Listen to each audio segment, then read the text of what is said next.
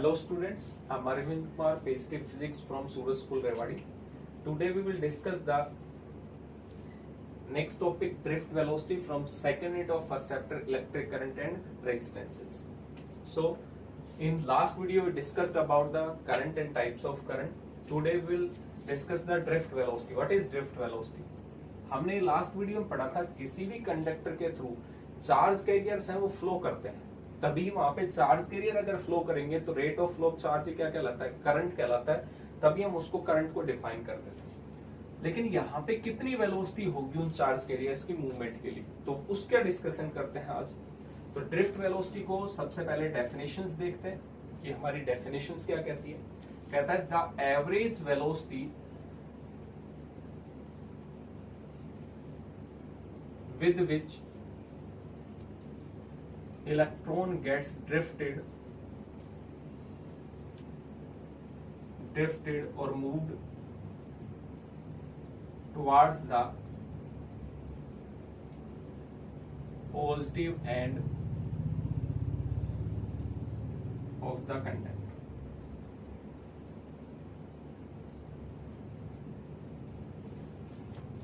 जब हम किसी वायर को कनेक्ट करते हैं किसी बैटरी से या सप्लाई सोर्स से, तो उसका एक पॉजिटिव एंड होता है, एक नेगेटिव। तो वहां पे जो इलेक्ट्रॉन्स हैं वो ड्रिफ्ट होते हैं, मूव करते हैं टुवर्ड्स द पॉजिटिव एंड। तो वहां पे उनकी वेलोसिटी होगी वो कुछ अलग अलग हो सकती है। तो उन सभी का जब हम एवरेज लेंगे तो जो एवरेज वेलोसिटी होगी उसी को हम क्या नाम देते हैं, ड्रिफ्ट वेलोसिटी। जैसे हम सिंपल सा कहीं यहाँ पे ये कंडक्टर है, एक वायर का पार्ट हमने लिया, ठीक है, रूम टेम्परेचर पे होगा। तो रूम टेम्परेचर पे होगा तो यहाँ पे इलेक्ट्रॉन्स भी हैं जो चार्ज कैरियर होते हैं। चार्ज कैरियर्स बेसिकली सॉलिड्स के अंदर इलेक्ट्रॉन्स ही होते हैं जो फ्रीली इलेक्ट्रॉन्स होते हैं मेटल सरफेस में। इसको जब हम वायर से कनेक्ट नहीं कर रहे तब भी ये इलेक्ट्रॉन मूवमेंट में होते हैं। तो उस वेलोसिटी को हम बोलते हैं थर्मल स्पीड। क्या बोलेंगे, थर्मल स्पीड। लेकिन वो थर्मल स्पीड जो होगी ये भी वीटी होगी, टी फॉर थर्मल वेलोसिटी। ये इधर जा रहा होगा, ये इधर जा रहा होगा, यानी रूम टेम्परेचर के अकॉर्डिंग भी ही इनके पास में काइनेटिक एनर्जी होती है। टेम्परेचर होगा तो 11th में पढ़ा था, चार्ज पार्टिकल्स मूव करेंगे due to that thermal energy. तो ये मूवमेंट करते हैं, बट इनकी एक पर्टिकुलर डायरेक्शन नहीं है। अगर पर्टिकुलर डायरेक्शन होगी तो इसका मतलब ये तो सभी एक एरिया ऑफ क्रॉस सेक्शन को क्रॉस करेंगे, बट ये मूवमेंट तो कर रहे हैं। लेकिन इन सभी का एवरेज लिया जाए तो एक अगर लेफ्ट में जा रहा होगा, दूसरा राइट में होगा, एक अपवर्ड जा रहा होगा, एक डाउनवर्ड, तो इन सभी का एवरेज लिया जाए तो कितना आएगा, 0। तो यहाँ पे थर्मल स्पीड का जो एवरेज है, अगर मैं इसको कह दूं कि यहाँ पे फर्स्ट इलेक्ट्रॉन था, इसकी थर्मल स्पीड ut है, u1 plus u2 plus u3 and so. अगर इन सभी का एवरेज लिया जाएगा that will be equal to 0, क्योंकि थर्मल स्पीड का एवरेज, एक वायर पड़ा हुआ वैसे ही घर में कहीं पे कोई कनेक्शन नहीं तो उसके अंदर भी चार्ज पार्टिकल मूवमेंट करते हैं, बट उन सभी का एवरेज जो है वो कितना होता है, 0 होता है रैंडम। तो ये थर्मल था, ये थर्मल स्पीड की वजह से था, ड्यू टू टेम्परेचर। कोई पर्टिकुलर डायरेक्शन नहीं थी इन चार्ज कैरियर को एक ही डायरेक्शन में मूवमेंट करना। अब क्या होगा, तो आगे चलते हैं। ये तो हमारी डेफिनेशन नहीं थी, हमें तो एक पॉजिटिव एंड की तरफ जाना है सभी इलेक्ट्रॉन्स को लेके, और वो क्या होगा वहां पे एवरेज कैलकुलेट करेंगे, तो वो कनेक्शन था। देखते हैं आगे। ये कंडक्टर, ये इलेक्ट्रॉन्स, थर्मल 0 था। अब मैंने इसको एक बैटरी के साथ कनेक्ट किया। बैटरी के साथ कनेक्ट करेंगे तो बेसिकली आपको पता है डीसी करंट है, और डीसी एक पर्टिकुलर डायरेक्शन में होगा, पोलैरिटी वगैरह मैग्नीट्यूड में चेंज नहीं। तो ये इलेक्ट्रॉन क्या होंगे, पॉजिटिव एंड की तरफ अट्रैक्ट होंगे। तो ये सभी जो है वो पॉजिटिव एंड की तरफ मूवमेंट करना स्टार्ट करते हैं, और इनकी final velocity v1, v2, v3 and something. But इनकी डिफरेंट हो सकती है कि ये मान लेते हैं इसकी थर्मल स्पीड ये इधर था, सभी पे जो ड्रिफ्ट लगेगा दैट मींस फोर्स लगेगा पॉजिटिव एंड की तरफ वो तो सेम लगेगा, लेकिन इसकी थर्मल स्पीड ऊपर थी, इसका इधर था। रिजल्टेंट जो आएगा वो थोड़ा डिफरेंट आएगा, यहाँ पे इसका थोड़ा अलग। तो इनकी फाइनल वेलोसिटी जो होगी वो थोड़ी डिफरेंट हो सकती है, और डिफरेंट होगी तो उसी का तो एवरेज लेना है। अब ये सारे पर्टिकुलर डायरेक्शन में चलना स्टार्ट करेंगे, और पर्टिकुलर डायरेक्शन में चल रहे हैं तभी इनकी एवरेज वेलोसिटी क्या क्या लाएगी, ड्रिफ्ट वेलोसिटी। तो यहां पे अकॉर्डिंग टू डेफिनेशन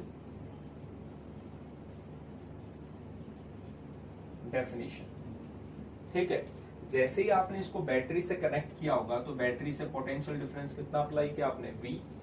यहाँ पे पॉजिटिव एंड से नेगेटिव की तरफ क्या होगा, इलेक्ट्रिक फील्ड सेटअप होगी, पॉजिटिव से नेगेटिव की तरफ इलेक्ट्रिक फील्ड। और हमें पता है इलेक्ट्रॉन नेगेटिवली चार्ज रहते हैं, इन पे फोर्स कैसे लगेगा इलेक्ट्रिक फील्ड के अपोजिट डायरेक्शन में। फोर्स की वैल्यू कितनी होगी यहाँ पे, अगर मैग्नीट्यूड की बात करें, ये तो पता है अपोजिट डायरेक्शन में होगा, बट यहाँ पे हम कहें Q इंटू में E होगा, और Q कितना चार्ज इलेक्ट्रॉन पे, E, तो F इज इक्वल टू कितना होगा, E होगा। अगर मैं इसको वेक्टर फॉर्म में लिखूं तो यहाँ पे चार्ज जो था नेगेटिव था, इलेक्ट्रिक फील्ड, जिस डायरेक्शन में इलेक्ट्रिक फील्ड होगी उससे अपोजिट नेगेटिव क्या बता रहा है, force will act in opposite directions. तो यहाँ पे F की वैल्यू ये है, तो हमें फोर्स भी पता है, बट यहाँ पे कहीं पे अगर हमें ये नेट फोर्स पता लग गया तो फोर्स इज इक्वल टू क्या होता है, mass into acceleration, so minus E into में E in vector form, so acceleration is equal to minus E capital E upon में m क्या होगा, मास ऑफ द इलेक्ट्रॉन, क्योंकि फोर्स आपने electron पे कैलकुलेट किया था, और फोर्स इज इक्वल टर्म में तो mass of the electron and acceleration of the electron, क्योंकि जब फोर्स लग रहा होगा तो वहां पे क्या होगा, उन पे एक्सेलरेशन भी लगेगा, तो एक्सेलरेशन की वैल्यू हमने कैलकुलेट कर ली। बट अकॉर्डिंग टू डेफिनेशन आते हैं वापस, तो थर्मल स्पीड दैट मींस हमें ड्रिफ्ट वेलोसिटी चाहिए, तो ड्रिफ्ट वेलोसिटी क्या कहता था, एवरेज वेलोसिटी और final v1 plus v2 plus v3 and so v upon में नंबर ऑफ इलेक्ट्रॉन्स। अब फाइनल का आपको फॉर्मूला पता है, यहाँ पे फाइनल वेलोसिटी है, दो वेलोसिटीज होगी, एक थर्मल है जिसको हमने u1 u2 u3 एंड सोन दिया है, और एक यहाँ पे फोर्स लग रहा है, तो फोर्स की वजह से क्या होगा, एक्सेलरेशन, तो एक्सेलरेशन होगा तो इनकी फाइनल वेलोसिटी कैलकुलेट कर ले। फाइनल वेलोसिटी का फॉर्मूला क्या होता है, v equal to u plus 80, तो यहाँ पे इस साइड में कर लेते हैं, vd thermal velocity is equal to v1 u1 plus में a इंटू में 2 फर्स्ट वेलोसिटी जो थी v1, फर्स्ट इलेक्ट्रॉन की फाइनल वेलोसिटी क्या होगी, इसके पास इनिशियल थी थर्मल, फोर्स लग रहा था, एक्सेलरेशन भी होगा, कुछ टाइम में कितनी फाइनल वेलोसिटी हो जाएगी, तो इसका टाइम हमने लिया 2, तो यहाँ पे ये फर्स्ट आ। सेकेंड भी कितना होगा, थर्मल स्पीड u2, एक्सेलरेशन तो सेम लगेगा, क्यों लगेगा सेम, इलेक्ट्रिक फील्ड जो है वो सभी के लिए सेम है, charge on each electron same, mass of each electron same, तो so acceleration is also same, इसलिए हम एक्सेलरेशन को सेम ले रहे हैं, यहाँ पे a इंटू में 2 प्लस एंड सो लास्ट में चलेंगे un nth के a 2, एवरेज ले रहे हैं तो एवरेज के लिए divide by number of electrons. यहाँ पे अगर हम कैलकुलेट करें तो एडिशन की टर्म्स है, u1 प्लस u2, एडिशन को थोड़ा सा सेपरेट करके लिख सकते हैं, यहाँ पे आए u1 plus u2 plus u3 and so divided by n कर दिया, प्लस था प्लस आ गया, एक्सेलरेशन को कॉमन ले लिया, यहाँ पे τ1 plus τ2 plus τ3 and so plus τn upon में n, इसके अगर आप इसको सेपरेट एलसीएम लेंगे तो n ही आएगा, ये प्लस में तो है, सेम टर्म्स को थोड़ा सा रिप्रेजेंट किया। इस टर्म को अगर ध्यान से देखें तो हमारी जो इक्वेशन फर्स्ट थी वो थर्मल स्पीड ही तो थी, और थर्मल स्पीड का एवरेज जो था वो कितना आ रहा था, 0, दैट मीन्स ये टर्म्स कितनी है, 0 है, तो ड्रिफ्ट वेलोसिटी जो होगी उसकी वैल्यू को अगर हम लिखें तो एक्सेलरेशन है, यहाँ पे जितना भी रिलैक्सेशन टाइम था, यहाँ पे टाइम इसने 2 सेकेंड, इसने 3 सेकेंड, इसने 1 सेकेंड, यहाँ से यहाँ तक पहुंचने में इसने 1 सेकेंड लिया होगा, इसने 2, इसने 3, जितना भी लिया होगा, लेकिन हम इन सभी का क्या ले रहे हैं, एवरेज टाइम कंसिडर कर रहे हैं, तो τ1 प्लस τ2 प्लस τ3 ये क्या था, टाइम था, तो यहाँ पे मैंने लिख दिया इसको एवरेज रिलैक्सेशन टाइम, ये कौन सा होगा, एवरेज रिलैक्सेशन टाइम। यहाँ पे अगर लिखें तो ये पूरी टर्म जो थी average is equal to τ1 plus τ2 plus τ3 and so upon में n। यहाँ पे एवरेज है, ये सभी का हमने कंबाइन एवरेज ले लिया। एक्सेलरेशन हमें पता था, एक्सेलरेशन अगर वेक्टर फॉर्म में लिखेंगे तो यहाँ पे वेलोसिटी वेक्टर फॉर्म में आएगा, तो यहाँ पे अगर मैं लिखूं vd is equal to minus acceleration की जगह e टाउ अपॉन में एम। इलेक्ट्रिक फील्ड यहाँ पे वेक्टर है, बाकी सारे के सारे स्केलर है। ये ड्रिफ्ट वेलोसिटी का फॉर्मूला है। ड्रिफ्ट वेलोसिटी मींस यहाँ पे नेगेटिव साइन क्या इंडिकेट कर रहा है, जो डायरेक्शन इलेक्ट्रिक फील्ड की होगी उससे अपोजिट डायरेक्शन किसकी होगी, ड्रिफ्ट वेलोसिटी की। अगर इलेक्ट्रिक फील्ड इधर है तो इन सभी का एवरेज जो जाएगा वो पॉजिटिव एंड की तरफ जाएगा, तो इसका मतलब ये अपोजिट डायरेक्शंस को कौन रिप्रेजेंट कर रहा है, नेगेटिव साइन। ड्रिफ्ट स्पीड की बात करें तो स्पीड मतलब यहाँ पे क्या होगा, जस्ट इग्नोर द डायरेक्शंस। अगर मैं मैग्नीट्यूड की बात करूं तो drift speed is equal to कितना होगा, ई टाउ अपॉन में। इसका मतलब मैग्नीट्यूड तो वही है, वेलोसिटी की बात कर रहे हो तो आप डायरेक्शंस भी इंडिकेट कर रहे हो यहाँ पे डायरेक्शंस, और यहाँ पे आप सिर्फ क्या कैलकुलेट कर रहे हो, मैग्नीट्यूड। यहाँ पे अगर एक जनरल सी बात करें तो थर्मल जो स्पीड होती है वो बहुत हाई होती है, 10⁵ मीटर पर सेकेंड नियरली। इतनी फास्टली थर्मल स्पीड की वजह से मूवमेंट करते हैं। जब तक हम इनको बैटरी के साथ कनेक्ट नहीं करते, कंसेप्चुअल क्वेश्चन क्या होगा, electron will move in a straight direction till next collision.